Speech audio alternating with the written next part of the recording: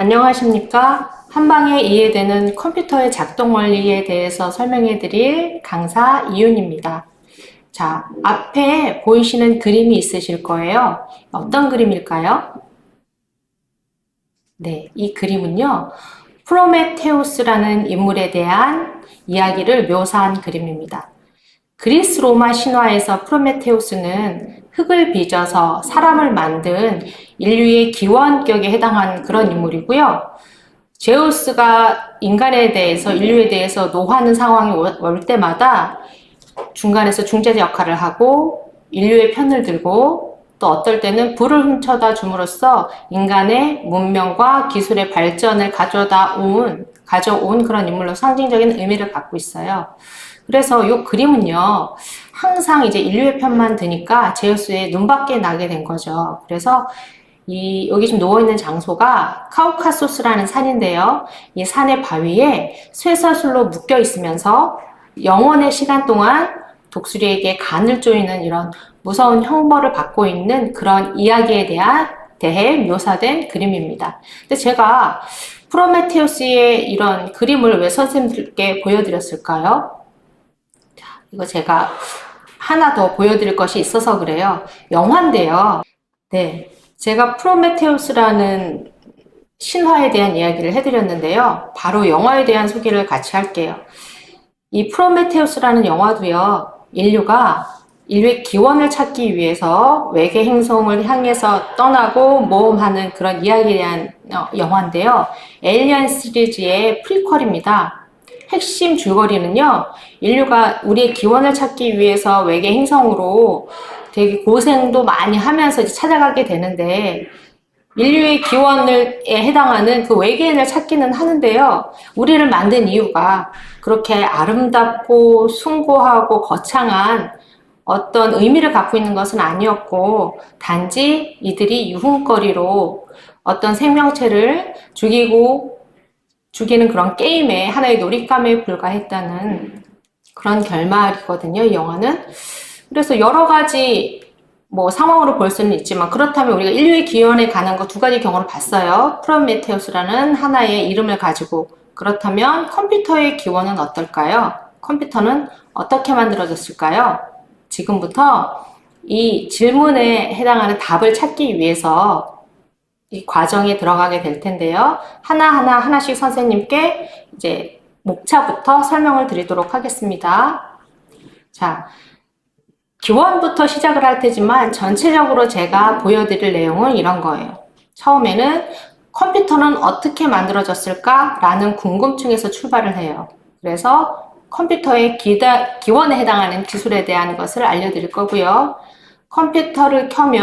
컴퓨터의 전원을 켜면 일어나는 일에 대해서 아주 단순하게 그 순환을 알려드리고요.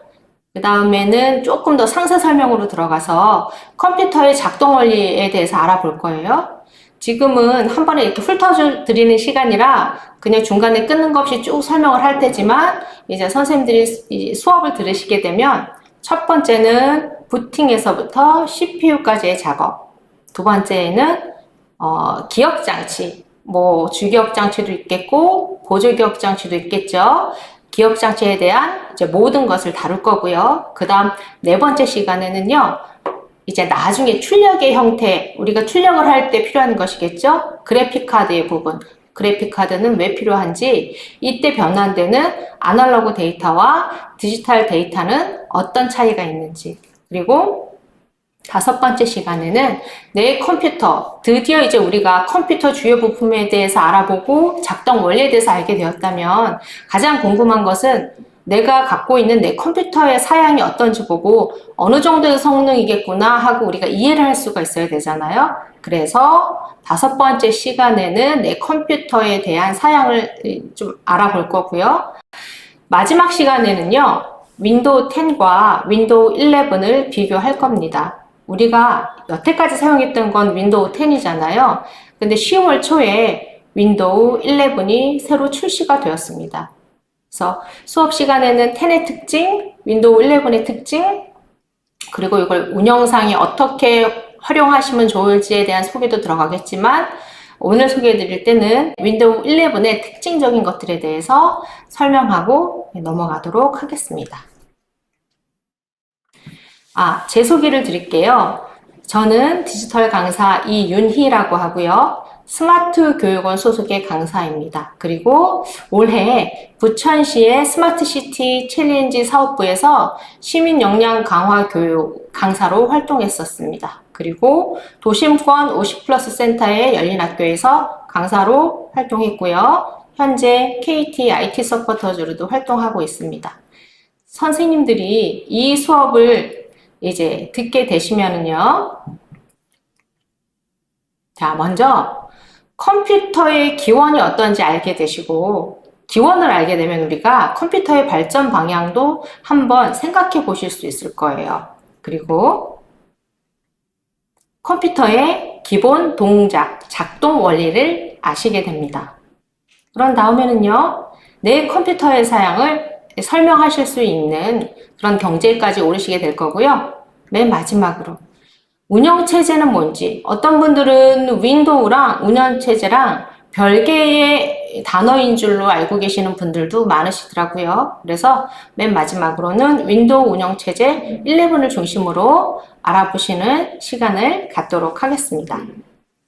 자, 본격적으로 시작해 볼게요. 한 방에 이해되는 컴퓨터의 작동 원리. 컴퓨터는 어떻게 만들어졌을까 부분이에요.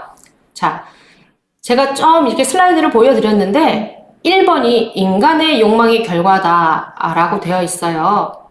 거창하고 좀 컴퓨터랑은 맞을 것 같지 않은 단어죠. 인간 욕망의 결과? 컴퓨터의 기원에 대한 이야기는요. 사실은 시작이 옷에 대한 이야기에서 시작이 됩니다. 처음에 옷이라는 거는요. 보호의 목적. 추위를 막아주고 또 더위도 조금 있게 해주고 이런 보호의 목적으로 쓰이다가 나중에는 신분을 나타내고 부와 계급을 상징하는 의미로까지 발전이 되거든요. 그러니까 다시 말해서 옷은 인간에게 필수품인 동시에 사치품의 역할도 하게 되는 거죠. 이렇게 옷이 필수품을 넘어서 사치품의 역할까지 하게 되려면 옷에 잉여 생산과 대량 생산이라는 것이 중요한 화두로 떠오르게 되었습니다. 만약 우리가 옷으로 몸을 가리기도 힘든 상황이라면, 그렇게 부족한 상황이라면 이것을 사치품으로 소모할 수가 없겠죠. 그렇기 때문에 사치품으로 소모하기 위해서 대량 생산이라는 화두가 떠오르게 됐고요. 그 대량 생산을 어떻게 할까 하는 고민의 과정이 바로 컴퓨터 개발의 시작점이라고 보셔도 무방합니다.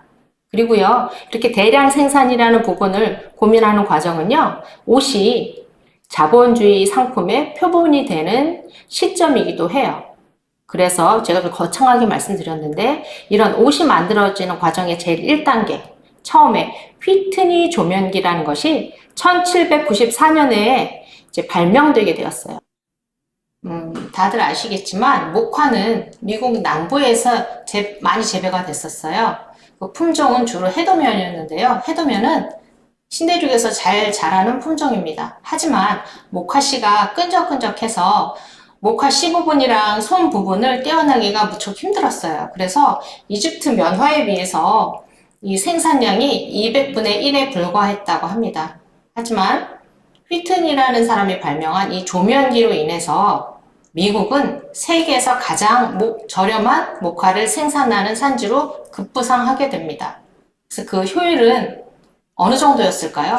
3번에서 선생님들 보시다시피 생산 효율이 이전보다 50배 정도 증가했다고 합니다. 그래서 조면기로 인해서 지금 보시는 바와 같이 면화가 이제 대량 생산을 하게 됐죠. 그러면 휘트니 조면기 이후에 발전상을 볼까요? 이 그림에 보시는 방적기는요, 수력을 이용해서 수력 발전을 통해서 이제 작동하는 방적기입니다.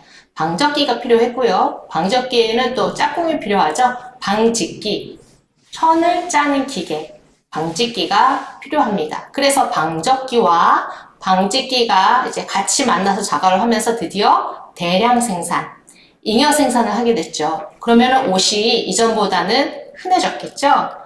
옷이 흔해지면 비슷한 스타일이든 뭐 많은 옷들을 여기저기서 여러 개를 가지고 이제 입게 됐는데 너무 이제 옷이 흔해지니까요. 이제 어떤 욕구가 생기냐면 남들과는 다른 조금 독특한 스타일을 입고 싶다는 그런 욕구가 생기게 됐습니다.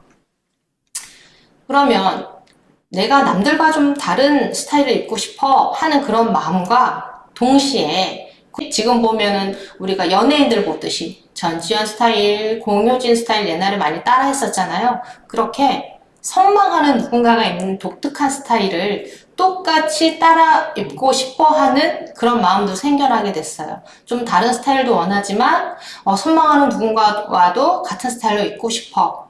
이것이 바로 트렌드예요. 트렌드. 이때 트렌드가 탄생하게 됩니다. 자유경쟁 시장에서는요, 그 트렌드를 대량 생산하는 것이 이제 바로 시장의 경쟁력이 되게 되었어요. 그런데 이걸 맨 처음 이 트렌드를 잡은 나라가 어디냐? 18세기 초반에 프랑스입니다. 프랑스의 방직분들이 이제 무늬를 천에 넣는데 원하는 실만 직물에 원하는 위치에 신속하게 넣는 방법이 필요했었는데 요걸 개발했어요. 요거를 이렇게 만드는 기계를 자카드 직기라고 합니다. 자카드 직기는요, 복잡한 문양을 천에 적절하게 표현할 때 쓸 수 있는 그런 기계예요. 지금 보시는 가운데 있는 그림이 자카드 직기예요.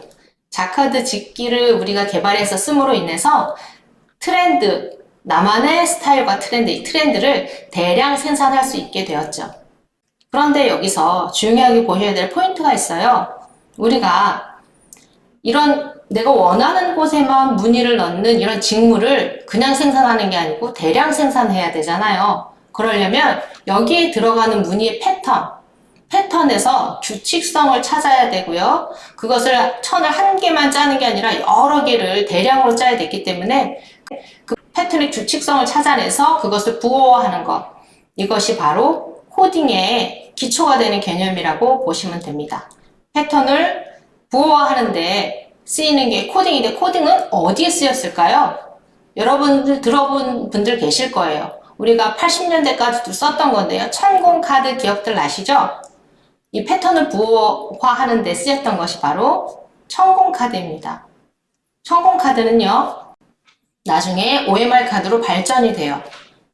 보셨다시피 자, 트렌드의 대량 생산, 이걸 가능하게 한 그 열쇠가 바로 뭐였죠? 천공 카드입니다.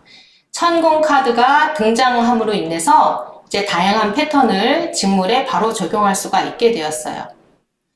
자, 제가 지금 컴퓨터의 기원에 대해서 설명을 드리면서 그 결론이 천공 카드가 되었네요. 처음 시작은 이제 별거 아닌 생각이었죠. 옷으로 나를 남과 다르게 뭐 나타내고 싶다, 표현하고 싶다. 이런 사람들의 이런 열망이 반영됨으로 인해서 대량 생산에 대한 고민이 일어나게 됐고요. 이것이 코딩의 시초가 되는 자카드 직기와 천공 카드를 이제 만들어내게 됩니다. 다시 말해서요. 지금까지 보여드린 이런 직조 기술이 컴퓨터의 시작점이 된다는 것을 아실 수 있을 거예요. 이렇게 시작된 코딩의 개념, 천공 카드의 개념, 이게 어떻게 발전을 했을까요? 그 다음에 제가 주로 영화를 소개를 해드리는데요. 보시는 그림은 영화 이미테이션 게임의 한 장면입니다. 세계 2차 대전 당시에 독일에서 이제 사용한 이니그마라는 암호 발생기가 있어요. 이 암호 발생기를 사용함으로 인해서 여러 사람의 인명이 피해를 많이 입게 됐는데, 이때 한 명의 이제 천재 수학자가 이 암호 해독기에서 나오는 암호를 해독하는 장치를, 지금으로 보면 거의 뭐 슈퍼컴퓨터급이에요. 하나의 창고 같은 넓은 방을 다 채우는 그런 기계를 발명을 했거든요. 그러니까 그 전쟁이라는 이슈에서 다시 한번 컴퓨터는 발전을 하게 됐고요. 그 다음은 이제 냉전 시대. 또 영화로 보자면 히든 피겨스라는 영화가 있습니다. 이 냉전 시대에 옛날로 치면 소련이죠. 소련이랑 미국이 우주 탐사에 관한 경쟁을 벌이면서 이때 또 발전하게 된 것이 컴퓨터가 IBM에서 최초로 만드는 슈퍼컴퓨터가 이 영화 속에 등장해요.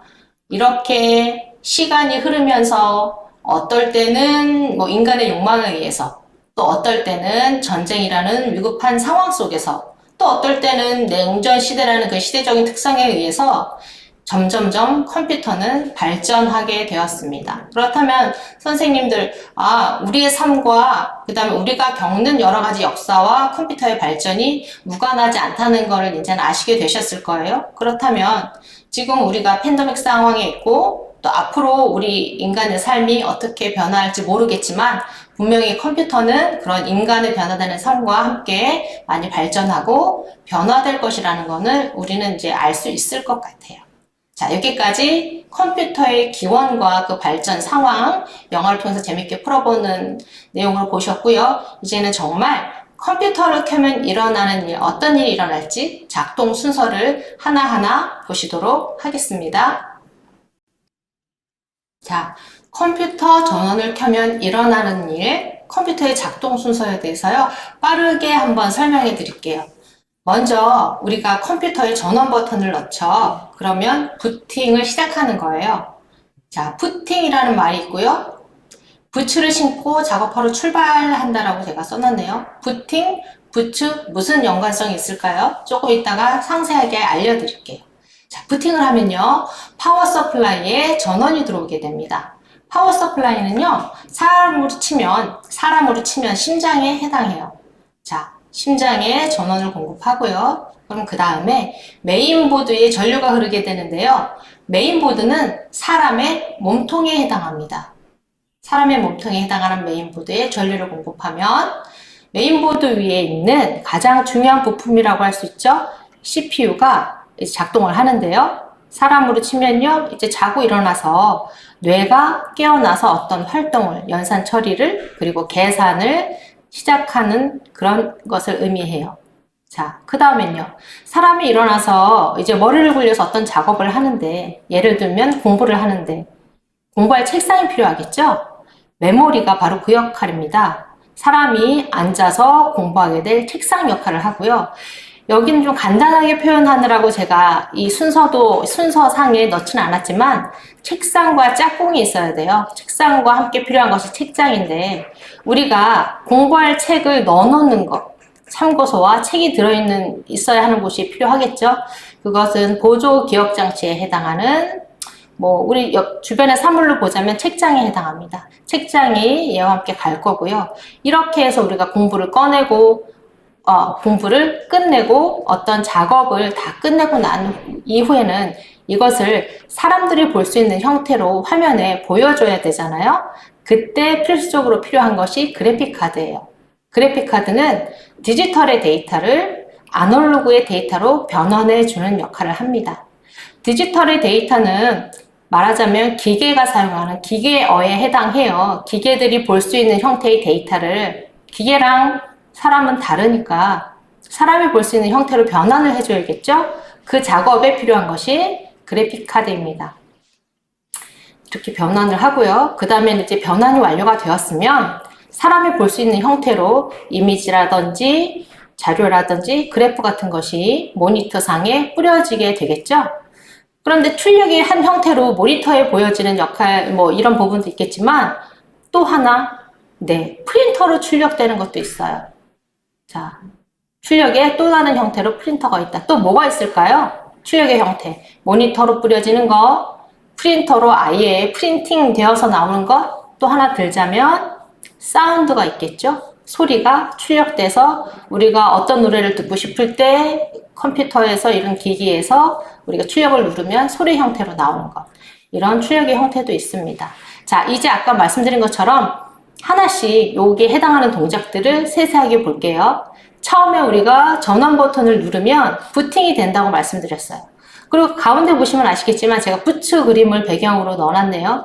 부트라는 거는요, 사전에서 찾아봤을 때 일본으로 오는 그 해석이 튼튼하고 목이 긴 신발. 우리가 평소에 그냥 부츠 이렇게 목이 긴 신발, 장화 같은 거 이렇게 부르잖아요. 이런 의미의 부츠를 우리가 컴퓨터에 처음 구동시키는 데 쓴다는 얘기죠. 이게 어떤 의미냐면 부츠라는 거는요. 옛날에 목동들이 양을 치러 갈 때나 이제 말을 탈 때 꼭 필요했던 작업화예요. 옛날에 내가 일을 하러 나가려면 부츠가 꼭 필요했던 거예요. 그때 일을 시작하는 의미에는 부츠가 맨 처음에 와야 했던 것처럼 우리가 컴퓨터를 구동시키는 그 첫 단계에는요, 부츠를 신듯이 일하러 간다는 의미로 부팅을 시키게 된 거죠. 작업화, 일하러 갈 때 작업화를 신는 것처럼. 그래서 그런 의미로 아, 부팅이 여기서 유래했구나 하고 아시면 좋을 것 같아요. 자, 부팅을 하고 나면요, 파워 서플라이에 전원이 공급되게 돼요. 파워 서플라이는요, 아까 말씀드렸다시피 사람으로 치면 심장에 해당합니다. 자, 여기 이제 전원이 들어가고 그 다음은 어디라고 그랬죠? 메인보드. 사람으로 치면 몸통에 해당하는 메인보드에 전원이 공급되게 돼요. 메인보드는 다른 말로 마더보드라고도 해요. 자, 몸에는 혈액이 돌아야 하잖아요. 몸에 혈액이 돌아야 되는 것처럼 마더보드, 메인보드에도 전류가 흐르면 드디어 이제 컴퓨터 각 부품들이 움직이게 되는 거예요. 자, 메인보드 위에 가장 이렇게 존재감을 반짝반짝 빛내고 있는 거 CPU 보이실 거예요. CPU가 그 다음에 구동을 하게 됩니다. 자, 메인보드에 대해서 연관해서 조금 더 설명을 드리자면요. 메인보드는요, 메인보드 위에 직접 장착해야 되는 장치들이 있고요. 메인보드랑 그 주변으로 연결되는 부분들이 있어요.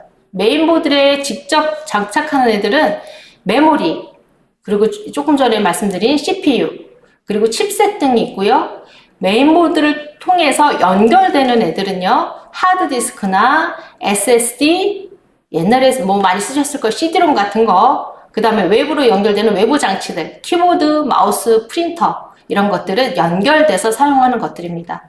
이렇게 컴퓨터가 각종 장치들이랑 데이터를 주고받고 또 명령도 처리하고 결과를 모니터에 출력하는 것까지 하는 그 작업의 그 통로에는 바로 메인보드라는 것이 있어요. 메인보드는 아, 통로의 역할이구나.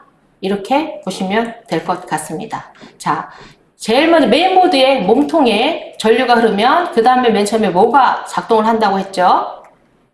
네, 맞습니다. CPU가 이제 작동을 하게 되는데요. CPU는 사람으로 치면 뇌에 해당하고요. 주로 하는 작업은 연산 작업을 한다는 걸 많이 알고 계실 거예요. 사칙 연산이나 논리 연산 같은 연산 작업을 주로 하고요. 또 각 장치들을 제어하고 관리하고 통제하는 역할들을 합니다.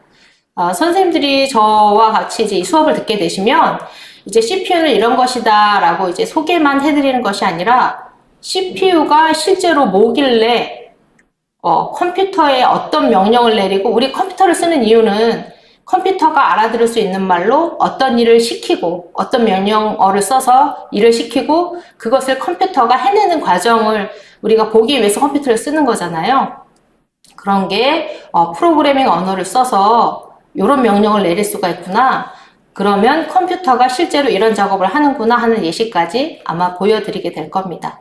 이렇게 아까 말씀드린 대로 CPU가 작업을 하면 작업대가 필요하다 그랬죠. 작업할 공간, 책상에 해당하는 거.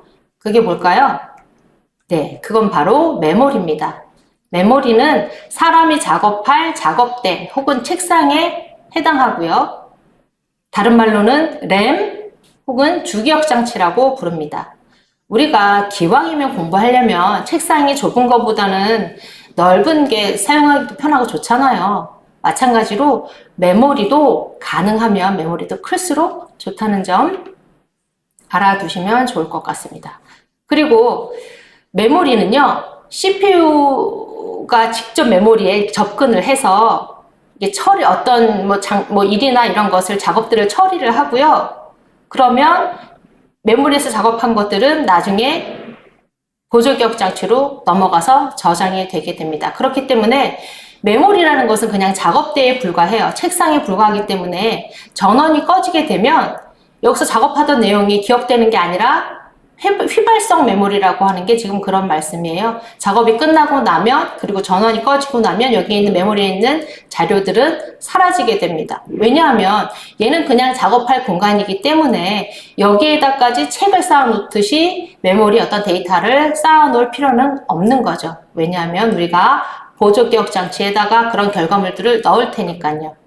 램은요, 쉽게 말하면 CPU와 보조기억 장치 사이에 연결 역할을 한다고 보시면 돼요. 자, 그럼 메모리의 실제 샘플입니다. 자, 우리가 지금 현재 사용하고 있는 제품들은요, DDR-SD 램이라는 걸 사용하고 계신데, 처음 시작은 DDR 혹은 DDR1이라고도 부르시더라고요. DDR부터 이제 시간을 지나면서 DDR2, DDR3까지 왔고, 현재 주로 사용하시는 거는 DDR4입니다. 근데 아마 올해 말에 지금이랑은 용량이나 이 속도 면에서 훨씬 더 향상된 성능으로 DDR5가 출시된다고 하니까 한번 기대해 보시면 좋을 것 같아요. 자, 이렇게 메모리까지 보셨고요. 자, 메모리에서 작업한 거, 우리가 책상에서 작업한 거 책장에다 보관을 해야 되겠죠?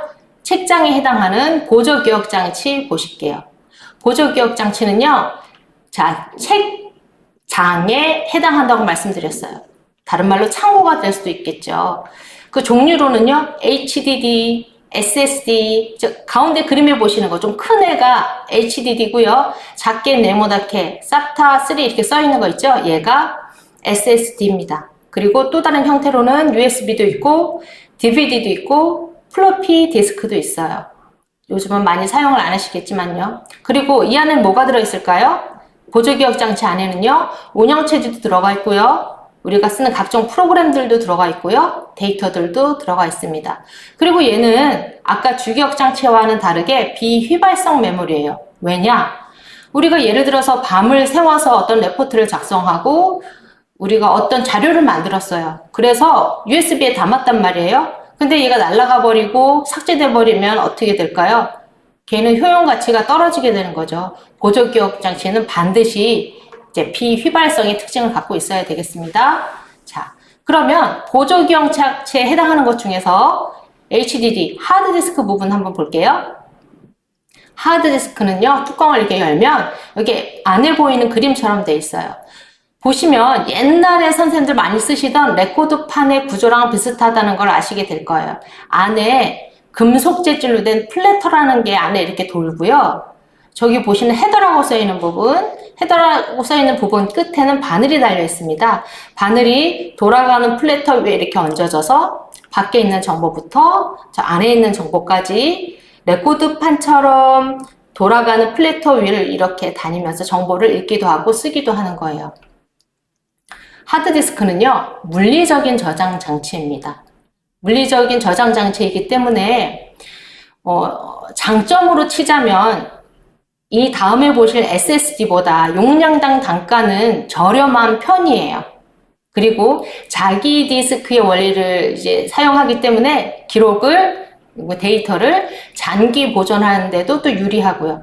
근데 단점은 말씀드렸던 얘가 물리적인 저장 장치이기 때문에 약한 충격이나 진동에도 손상을 입으면, 약한 손상이라도 이렇게 입게 되면요, 정보도 손상될 위험성이 있습니다. 그리고 아무래도 물리적인 장치이기 때문에 읽고 쓰는 속도가 SSD보다는 느려요. 그리고 소음도 좀 있고 소비 전력도 좀 높은 편이고 발열의 문제도 있고요. 자, 그렇다면 이 다음에 우리 선생님들이 지금 많이 쓰시는 SSD는 어떤 보조기억 장치일까요? 자, 보조기억 장치의 다른 형태 SSD를 보실게요. SSD는 반도체예요.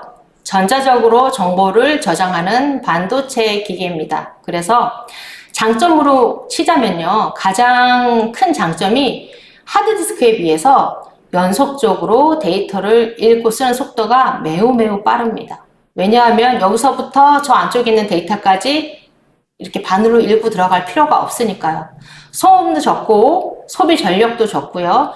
진동이나 충격의 영향도 받지 않아요. 근데 하나 좀 단점이 있다면 아직은 하드디스크에 비해서 단가가 높은 편입니다. 그런 단점이 있습니다. 그러면 보조기억 장치로 쓰이는 건 같지만 다른 종류죠. 하드디스크랑 SSD의 크기상의 차이를 볼게요. 오른쪽에 보이는 것이 하드디스크고요. 왼쪽에 보이는 거 이거는 포장 말고 포장 안에 빨간 네모 안에 들어있는 SSD를 보세요. 이게 지금 요새 가장 많이 쓰는 형태인데 크기만 봐도 크기상으로 얼마나 큰 차이가 있는지 아실 거예요. 이렇기 때문에 요즘 뭐 컴퓨터도 그냥 데스크탑도 그렇고요. 노트북도 그렇고요. 갈수록 점점점 소형화되고 얇아지고 가벼워지는 추세잖아요. 그렇기 때문에 선생님들이 쓰시는 보조기억장치도 점점점 SSD로 넘어가게 되실 거예요. 그러면 가격적인 측면은 어떨까 볼까요? 자, HDD와 SSD 가격 비교를 한 사이트에서 제가 아무 사이트나 상관없어요. 이게 컴퓨터 주변 기기들 사시는 그런 사이트에서 제가 구분을 해본 건데요. 맨 위에 있는 게 도시바에서 나온 하드디스크, 그 다음에 있는 것이 이제 SSD에 요새 가장 많이 쓰이는 형태의 가격적인 측면을 볼까요? HDD와 SSD 가격적인 측면을 보면 맨 위에 있는 거 도시바 P300 이렇게 되어 있는 게 하드디스크였고요. 그 밑에 있는 게 SSD입니다. 조금 가격적으로 조금 틀리기는 하겠지만 대략 보면 하드디스크랑 SSD는요 2배 이상, 2배에서 3배까지 가격 차이가 나고 있는 거를 보실 수가 있어요. 앞으로 더 많은 분들이 SSD를 사용하시긴 할 건데 아마 가격적인 부분도 좀 많이 좋아져야 되지 않을까? 조금 더 저렴해지지 않을까 생각합니다. 그러면 자, 보조기억장치까지 보셨고요. 그 다음 그래픽카드에 대해서 설명을 해드릴게요. 자, 데이터를 가지고 CPU가 책상에서 작업을 해서 책장에 넘기는 작업까지 다 했어요. 그렇다면 이렇게 완료된 작업을 사람이 볼 수 있는 형태로 보여내줘야 되겠죠? 그때 필요한 게 그래픽카드입니다. 모니터에 텍스트나 영상 이런 것들을 보여주기 위해서 해야 될 작업. 그럴 때 그래픽카드는요, 디지털의 자료를 아날로그의 자료로 변환해서 우리에게 보여주게 되고요. 이 그래픽카드에서 제일 중요하게 우리가 봐야 될 것이 GPU예요. 컴퓨터에는 CPU가 있듯이 그래픽카드에는 GPU가 가장 중요한 부품이 될 수 있습니다. 선생님들 여기까지 지금 컴퓨터가 처음에 부팅 시작해서 한 바퀴 돌아서 구동해서 출력까지 하는 것까지 필요한 부품들에 대해서 다 보셨어요. 이렇게 보셨다면 그 다음은 내 컴퓨터 사양에 대해서 한번 알아보도록 할 텐데요. 선생님들이 내 PC의 정보 부분에 설정에서 정보에 들어가 보시면은요, 너나 할 것 없이 모두 선생님들이 갖고 계신 사양에 대한 정보가 이렇게 나와 있어요. 맨 위에 있는 거는 제가 쓰고 있는 컴퓨터의 모델명이고요. 그 다음에 2번에 해당하는 것이 제가 쓰고 있는 프로세서, 그러니까 CPU 모델명이 되겠고요. 그 다음은 저한테 설치된 램, 메모리 16기가로 되어 있네요. 그 다음에 뭐 시스템 종류 이런 것들이 있습니다. 이 중에서 오늘 주로 보여드릴 것은 아마 프로세서에 관련된 부분, 가장 중요한 부분이죠. CPU랑 관련된 부분을 먼저 보여드리도록 하겠습니다. 몇 가지를 제일 중요한 걸 볼게요.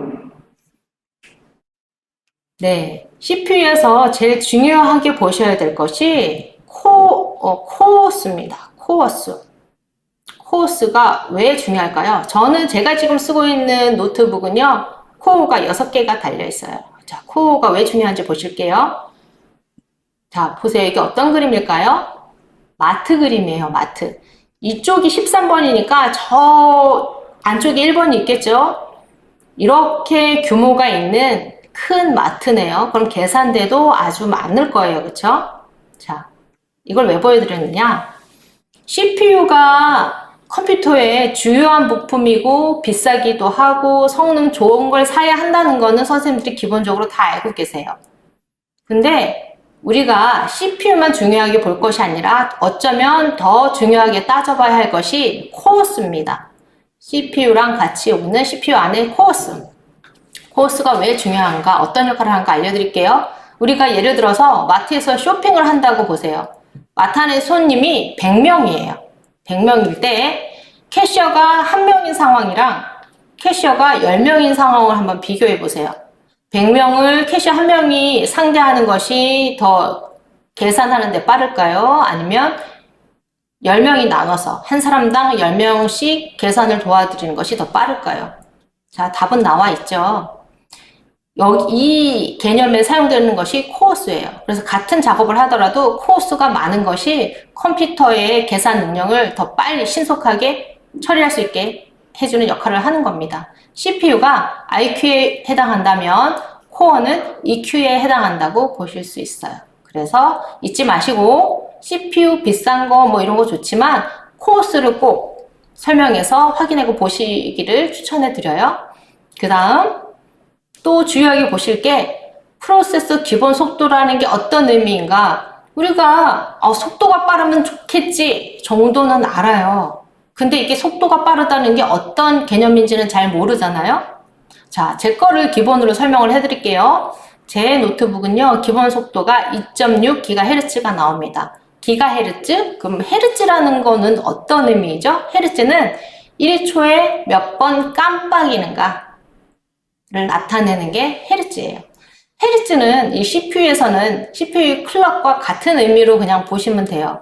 그러니까 헤르츠가 클수록, 헤르츠의 숫자가 클수록 빠르다고 생각하시면 돼요. 사람으로 치면 IQ가 높은 거구나. 제 CPU의 기본 속도가 2.6GHz라 그랬죠? 요거는 무슨 의미냐면 똑딱, 1초가 지나는 똑딱 하는 순간에 이 CPU는 26억 번의 연산을 진행한다 라고 보시면 돼요. 그런데 선생님들, 우리가 이 개인적인 의견이나 차이는 있을 것 같아요. 저는 요 CPU를 쓰는데 한 번도 버벅거리거나 답답해 이런 생각을 못 했어요. 그리고 사람에 따라서 이 정도는 견딜 수 있는 속도고 아니면 이거는 너무 느리고 뭐 이렇게 하실 수 있는데 제 기억에는 26번은 제 경험에는 26억 번이면 되게 빠르게 다가왔었거든요. 그러니까 이거는 약간의 개인의 꼭 관점이나 차이는 있다는 점 그렇게 생각해 보시면 될 것 같아요. 네, 다음으로 보실 게 캐시입니다. 캐시는 인터넷 사용할 때, 브라우저 사용할 때 아마 또 스마트폰 쓰실 때도 많이 들어보셨을 거예요.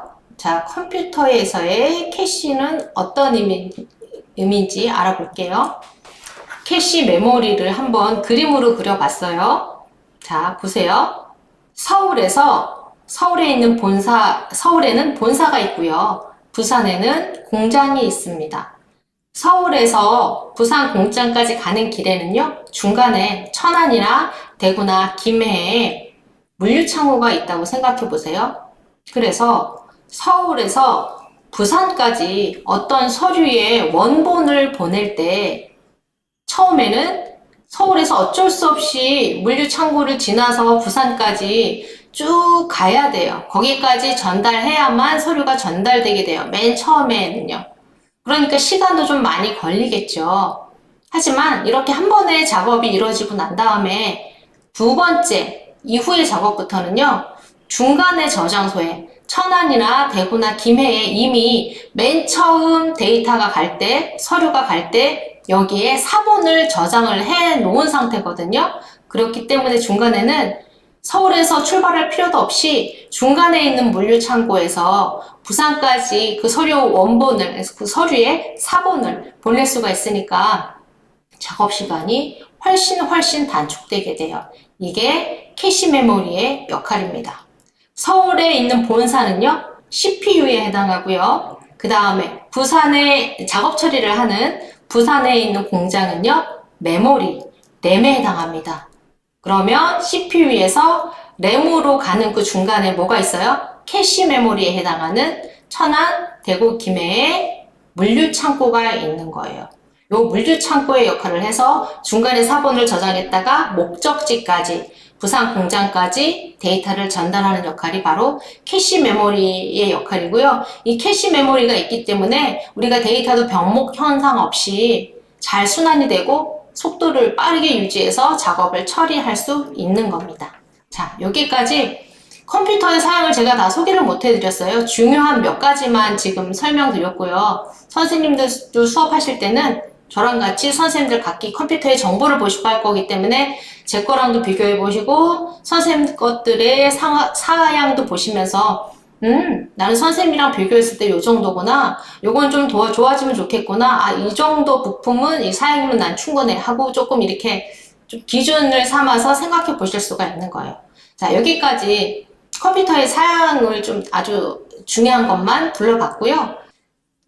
자, 이제 윈도우 10과 윈도우 11에 대해서 원래는 설명을 해야 되는데, 윈도우 10에 대한 상세한 부분은 수업 시간에 저랑 함께 하시기로 하고요. 오늘은 윈도우 11, 새로 출시된 윈도우 11 중에서 재미있고 좀 주요한 기능 몇 가지만 제가 설명을 해드리도록 하겠습니다. 네, 보도록 할게요. 자, 윈도우 11에서 큰 4가지 변화가 있습니다. 먼저 기존에 썼던 환경이랑은 좀 매우 달라진 점이에요. 윈도우 UI, UX의 변화가 크다. 이게 첫 번째 달라진 점이고요. 두 번째는 새로운 기능이 추가된 부분이 있어요. 그리고 또한 윈도우 10까지 연결되어서 우리가 좀 개발되었던 이미 존재하는 기능들이 좀 더 개선된 부분들이 있고요. 또 세 번째, 여러 선생님들은 별로 관심이 없으실 수도 있겠지만 젊은 세대들이 좋아할 만한 거죠. 게이밍 기능에 대한 지원이 매우 강화가 됐습니다. 그리고 마이크로소프트 스토어에도 어떤 변화가 있어요. 4가지가 가장 큰 변화인데 여기에 대해서 짚어보도록 하겠습니다. 자, 출시일이 확정이 돼서 이미 지금 시점에는 출시가 돼서 이제 사용하고 계시는 분들이 계실 겁니다. 출시일은 10월 5일이었고요. 기존의 윈도우 사용자 선생님들은 무료 업데이트가 아마 내년 상반기에서부터 보통은 1년 정도니까 무상으로 이제 업데이트 할 수 있는 기간이 있을 겁니다. 자, 변화 4가지에 대해서 설명해 드렸는데 지금은 실제로 사용할 기간이 얼마 안 되니까 그 전에 프리 버전들을 사용한 여러 테스터들이 사용하고 난 후기들을 올려준 게 있어요. 그래서 그걸 살펴봤더니 변화된 점 중에서 좀 주요한 거 몇 가지를 설명을 드리자면, 설정은요, 사실은 어떤 거는 바탕화면에서 우클릭하고 들어가야 되고, 어떤 거는 상태 표시줄에서, 어떤 거는 윈도우 시작점에서, 이렇게 우리가 속성이나 설정을 확인할 때 좀 복잡했었죠. 그런데 설정이 이제는 스마트폰의 컨트롤과 매우 흡사해졌다고 합니다. 이렇게 중구난방으로 펼쳐져 있는 게 아니라 일관성 있게 설정에서 한 번에 딱 들어갈 수 있게끔 모아놔서 매우 직관적으로 메뉴를 펼쳐볼 수 있게 바뀌었다고 하고요. 그 다음에 제어랑 알림 설정하는 것들이 오른쪽으로 조금 더 단순화해서 오른쪽에 몰려 있어요. 이것도 또한 직관적으로 변화된 거라고 볼 수 있고요. 그리고 또 하나의 큰 변화는 익스플로러가 이제 화면상에서는 보이지 않게, 그 브라우저 아시죠? 익스플로러 브라우저가 제거가 된 상태예요. 꼭 필요하신 분들만 다시 설정에 들어가서 이제 꺼내는 형태로 사용하시게끔은 되어 있지만 기본 화면에는 익스플로러가 제거되어 있다는 점이 또 다른 변화점이고요. 그리고 디자인도 전체적으로 다 바뀌었는데 확 이렇게 좀 너무 괴리감이 일지 않을 정도로 다듬어지고 보기 편하게 바뀌고 모든 엣지들이 둥글둥글하게 좀 다듬어진 것 같은 그런 디자인으로 바뀌었어요. 그리고 사운드나 알람이나 이런 것들이 부드러운 형태로 음향도 알림도 모두 전부 다 바뀌었습니다.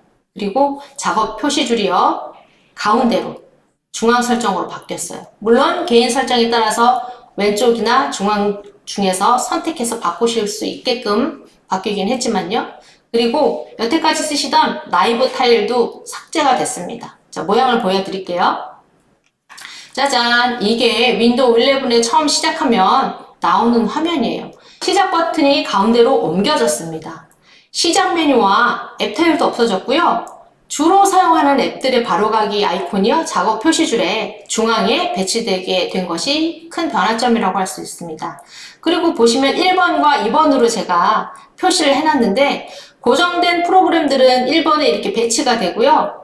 내가 최근에 실행했던 작업 위주로 추천된 작업들이요, 2번에 이렇게 배치가 되게 됩니다. 또 얼마든지 추가하고 삭제할 수 있게끔 나오고요. 또 다른 변화는요, 스냅 레이아웃이라는 거예요. 선생님들이 여러 가지 프로그램을 띄우고 한 화면에서 여러 가지 작업을 하실 때 아마 이런 것 때문에 불편이 많으셨을 거예요. 듀얼 모니터를 사용하시는 분들도 많으셨을 거고요. 스냅 레이아웃은요, 하나의 화면을, 내가 지금 쓰고 있는 화면을 배치하는데, 내가 쓰고 있는 프로그램들을 여러 가지 뭐 4개 분할 화면이나 3개 분할 화면이나 2개 분할 화면이나 원하는 대로 프로그램들을 원하는 위치에 배치해서 한 화면에 보기 좋게끔 구성하는 거예요. 자, 레이아웃의 구조들은요, 지금 나와 있는 하나, 둘, 셋, 넷, 다섯, 6가지의 구조들 이렇게 볼 수 있고요. 어떻게 사용하시냐면 위에 어떤 하나의 프로그램의 전체 보기 있죠? 전체 보기를 누르시면 거기다가 이제 마우스 커서를 갖다 놓으시면 밑에처럼 레이아웃이 펼쳐져요.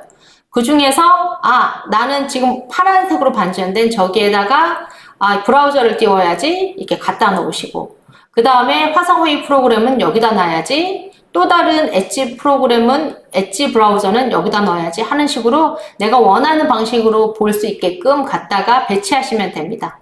배치하신 모습 오른쪽에 보이시는 것처럼 화상회의 장면, 엣지 브라우저, 그 다음에 읽으시는 기사 이렇게 얼마든지 변형해서 구성하실 수가 있어서 듀얼 모니터 사용이 좀 어려우신 분들도 훨씬 예전보다는 작업 환경이 더 편하게 좋아지셨을 거예요. 그리고 또 하나 달라진 점이 뭐냐면요. 특히나 강의하시는 선생님들이나 모니터를 2개 이상 붙였을 때 쓰시는 선생님들, 우리가 모니터를 이용하고 나서 본체랑 분리를 하게 되면 다시 분리를 한 후에 다시 우리가 세팅을 할 때는 자, 이거는 이 화면에, 또 요 파워포인트는 저쪽 화면에, 어떤 대본은 이쪽 화면에 하고 이렇게 다 일일이 배치를 다시 했었어야 했잖아요. 그런데 이게 좀 달라진 것이 윈도우 11에서는요. 모니터를 분리하기 전에 그 위치를 얘가 기억하고 있다가 내가 모니터를 연결을 딱 하면 옛날에 연결되어 있던 그 배치 그대로 자동으로 가서 배치가 되게 됩니다. 그러니까 예전보다는 이게 조금 더 훨씬 더 편리해진 기능이라고 할 수 있죠. 그 다음 또 달라진 거 하나가 있어요. 윈도우에 위젯이 들어가게 됐습니다. 위젯이라 그러면 선생님들 어디서 주로 보셨었죠? 우리가 스마트폰 사용할 때 그때 우리가 많이 사용하고 들어본 게 위젯이라는 개념이죠. 위젯이 이렇게 들어가면서 이 안에는 어떤 내용이 들어가냐면 개인적인 취향, 개인이 보고 싶어 하는 앱이나 정보들, 개인 맞춤으로요. 우리가 원하는 것들을 배치할 수 있고요. 거기에 배치된 정보들이 실시간으로 신규 데이터로 업데이트 되면서 우리의 관심을 그대로 반영해서 줘요. 그래서 이렇게 만든 이유가 뭘까 생각을 해봤어요. 그러니까 우리가 컴퓨터를 쓰다가 이런 필요에 의해서 또 태블릿도 보기도 해야 될 때도 있고 스마트폰을 볼 필요도 있게 되는데 우리가 여기 컴퓨터에서 웬만하면 우리가 원하는 작업들을 할 수 있게끔 우리를 컴퓨터에 조금 더 오래 묶어두기 위해서 이렇게 운영체제를 조금 변경하지 않았나 하는 생각이 또 들고요. 그리고 이렇게 점점 스마트폰에 있는 기능들이 하나씩 두 개씩 이렇게 추가돼서 좀 우리가 매우 익숙한, 예전에 스마트폰을 쓰시던 분들은 좀 더 익숙하게 윈도우 11을 사용할 수 있게끔 변화된 부분이 이제 많이 보이거든요. 그건 이제 다음 슬라이드를 통해서 또 보여드리도록 하겠습니다. 이 다음에 보여드릴 기능들은요, 이런 제약 조건이 조금 있어요. 뭐냐면 서피스, MS사의 서피스 시리즈나 아니면 삼성의 갤럭시북 360 같은 경우는요, 태블릿도 아니고 되게 성능이 좋은 노트북도 아니고 태블릿과 노트북의 중간 정도라고 보시면 돼요. 이런 애들은 모니터가 분리가 되고 자판이 분리가 되고 끼웠다 뺐다 쓸 수 있고 터치도 되고 이런 애들이요. 이런 애들인 경우에는 이 이후에 설명드릴 이런 기능들을 더 활발하게 쓰실 수 있는 제품들이에요. 자, 어떤 기능들이냐? 적응성이라고 표현을 했어요. 윈도우 이제 11을 소개하는 그런 설명 사이트들에서 적응성이라고 표현을 했는데, 태블릿 형태로 컴퓨터지만 우리가 태블릿을 쓰듯이 분리해서 쓸 때 말하는 거예요. 주변의 창들을요, 이렇게 손가락으로 터치했을 때 좀 더 정확하게 터치가 되고 조작이 편해지게끔 디자인적인 부분에서 창의 가장자리 터치 인식하는 부분이 좀 넓어졌고요. 그 다음에 우리가 가로로 들고 있다가 세로 이렇게 들면 자동으로 이게 두 개 화면이 분할돼서 화면 스플릿이라는 기능이거든요. 자연스럽게 전환이 돼요. 그리고 적응성이라고 되어 있죠. 우리가 태블릿을 쓸 때 손가락으로 펼치고 모으고 했던 이런 기능들 있죠. 우리 손가락으로 이렇게 터치했던 것들. 이런 것들이 이전과는 다르게 따로 앱을 추가로 설치하거나 이런 거 없이 바로바로 트랙패드의 제스처처럼 쓰는 기능들을 그대로 쓸 수 있다는 점. 우리가 태블릿 쓰듯이 똑같이 손의 모션을 가지고 쓸 수 있다는 점. 이런 것들이 좀 달라진 점이고요. 또 유연성이라는 부분이 있어요. 이거는 컴퓨터지만 태블릿을 쓸 때처럼 아니면 더 이상의 편리한 기능을 준다는 건데요. 디지털 펜이 있어요. 디지털 펜으로 우리가 아이디어를 스케치하거나 형광펜으로 하이라이트 표시를 하거나 노트를 하거나 할 때 어떻게 햅틱 진동이라는 것도 이제 지원을 해서 쫙 진동하는 거 있죠. 진동이 와서 클릭할 때도 진동이 오고 편집하고 수거하고 스케치할 때 우리가 태블릿에서 쓰던 기능에서 어떻게 보면 좀 더 업그레이드 된 이런 기능들을 체험하실 수가 있고요. 그리고 옆에 보시면 자판 같은 게 뜰 거예요. 우리가 지금 키보드를 분리한 상태로 지금 계속 보고 있잖아요. 그래서 오른쪽에 보이는 그림에 있는 자판은요, 뉴 터치 키보드라고 해서 스마트폰에서 마치 우리가 쓰던 것처럼 우리가 문서를 입력을 하려고 그러면 이런 키보드가 떠요. 그럼 이걸로 키보드로 입력을 할 수도 있고요, 이모티콘도 보낼 수 있고요, 그런 작업들을 할 수 있습니다. 또 우리가 스마트폰으로 해서 사용할 때는 음성으로 메시지도 보내고 하잖아요. 똑같이 여기서도 음성을 우리가 뭐라고 말을 하면 그게 메시지로 자동으로 들어가게 되고요. 그리고 그러니까 우리가 손을 댈 필요가 없는 거죠. 음성으로 메시지를 전하고 노트를 작성할 수가 있고요. 그리고 또 놀라운 거는 지우라는 명령을 우리가 음성으로 하잖아요. 그러면 그 부분이 우리가 손을 대지 않아도 자동으로 지워지기도 합니다. 이런 기능들이 있고요. 또 마이크로소프트 스토어에서 우리 입장에서 우리가 또 주목해서 볼 사항은요.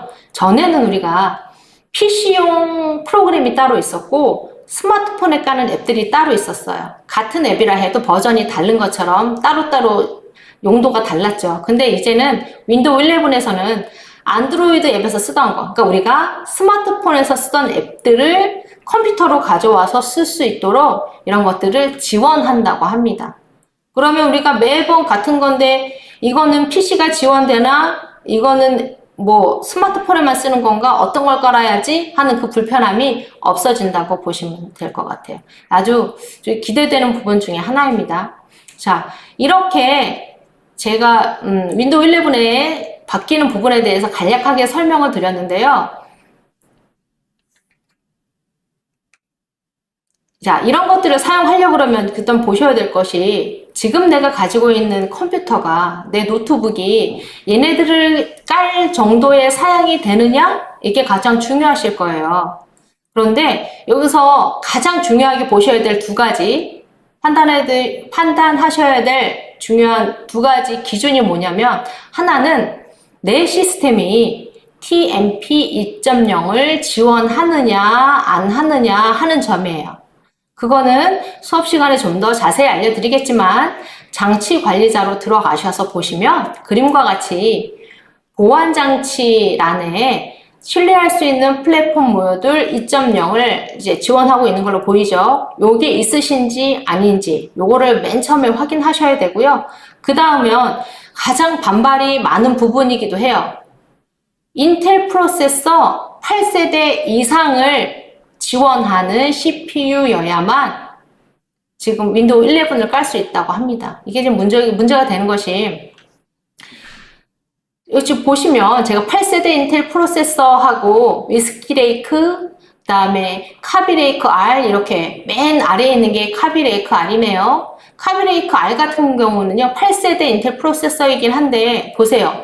2017년 4분기에 출시된 거예요. 그러니까 2017년 4분기 이전에 컴퓨터를 사셨고 만약에 이보다 떨어지는 CPU를 사신 분이라면 나는 그러면 윈도우 11을 깔 수 없는 건가 하고 걱정하시는 분들이 계실 거예요. 다 말씀은 드릴 수 없겠지만 권장사항이고 권고사항이 이렇긴 하지만 개개인의 PC의 상태나 또 여러분이 가지고 계시는 그런 시스템 사양에 따라서 예외로 깔 수 있는 부분들이 있고 아닌 부분들이 있어요. 그래서 내 컴퓨터에 새로운 운영 체제를 인스톨 할 수 있는지 없는지 적합성은요, 강좌를 통해서 제가 설명을 드릴 거예요. 거기서 조금 더 확인하시면 되고요. 자, 선생님들이 설명을 들으시면서 조금 느끼셨을 수도 있겠지만, 예전에 우리가 선입견을 가지고 컴퓨터는 어려운 거야 이렇게 바라보던 것에서 이제는 뭔가 조금 더 우리가 좀 더 쉽게 이용할 수 있게끔 뭔가 많이 변화되고 있는 걸 느끼실 수 있을 것 같아요. 우리가 스마트폰을 사용하셨던 분들이라면 이제는 이거 연장성산에서 컴퓨터를 배우시는데 전혀 낯설거나 어색하지 않게 점점 컴퓨터의 운영체제도 우리가 쉽게 다룰 수 있게끔 변화되고 있고요. 세상도 많이 스마트해지고 있고요. 인공지능, AI 시대가 도래하고 있는데 우리가 더 이상 무서워하고 컴퓨터를 좀 멀리하고 피하고 이럴 때는 아닌 것 같아요. 용기를 내셔서 적극적으로 함께 도전해 보시기를 권해드립니다. 네, 지금까지 한방에 이해되는 컴퓨터의 작동 원리에 대해서 설명해 드렸고요. 저는 강사 이윤희입니다. 네, 감사합니다.